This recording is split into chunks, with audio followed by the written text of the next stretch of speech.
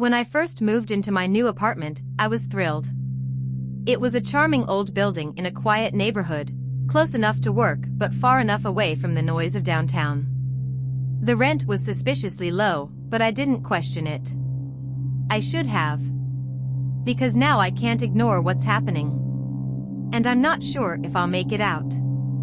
The first few days were quiet. Nothing unusual. I spent my evenings unpacking, getting used to the creaks and groans of the building. Old buildings make noises, after all, and this one was no exception. But on the fourth night, I started to notice things. The apartment would feel cold, suddenly, like the heat had just been sucked out of the room. Or I'd hear faint whispers, muffled, almost like they were coming through the walls. The first time I truly felt something was wrong, it was late, around midnight. I was in bed, reading, when I heard the doorknob rattle. Not a random shake, like you might hear in the wind.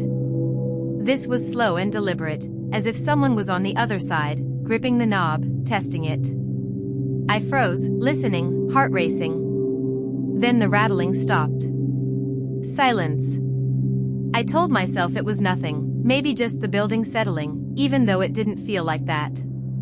Eventually, I managed to drift off, but not without leaving a light on. The next night, I came home late from work, exhausted and ready to fall into bed.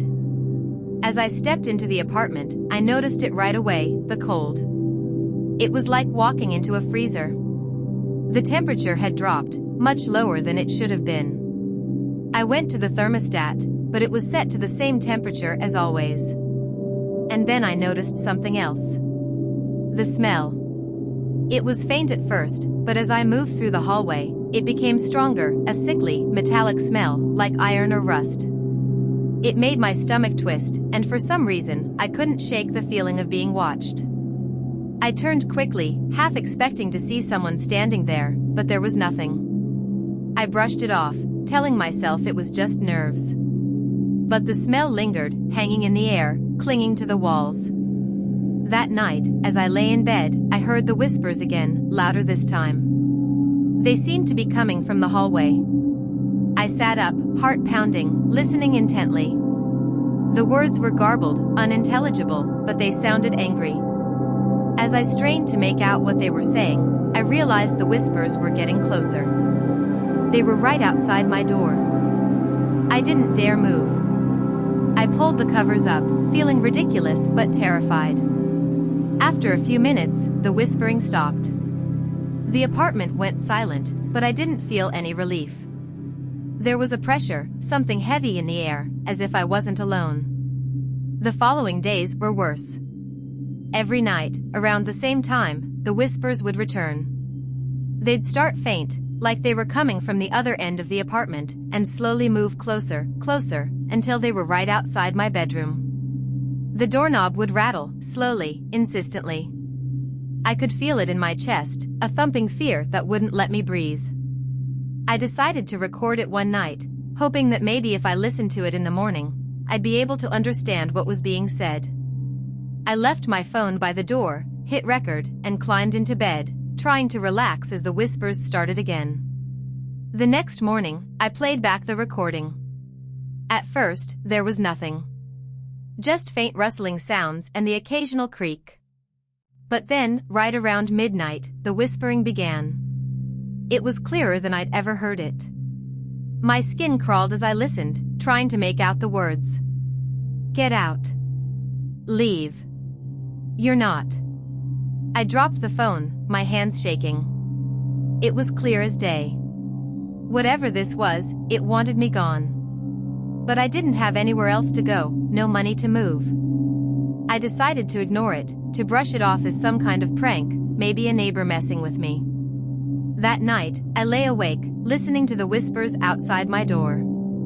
They were louder now, insistent, angry. My heart pounded as I listened, feeling more and more trapped with every word. Then, suddenly, the whispers stopped. Silence filled the apartment. And then my bedroom door opened. It opened slowly, creaking on its hinges, the light from the hallway spilling into the room. I sat up, frozen, watching as the door swung open, and I could feel it, the cold presence, standing there, just out of sight. I could sense it, something dark, something malevolent, watching me. I don't know how long I sat there, staring, but eventually, the door shut, just as slowly as it had opened. I didn't sleep that night. I sat up, every light on, waiting for the first hint of dawn. The next day, I told a friend about it. I tried to laugh it off, to make it sound like a bad dream, but they could tell I was shaken. They suggested I look up the history of the building, see if anything strange had happened here before.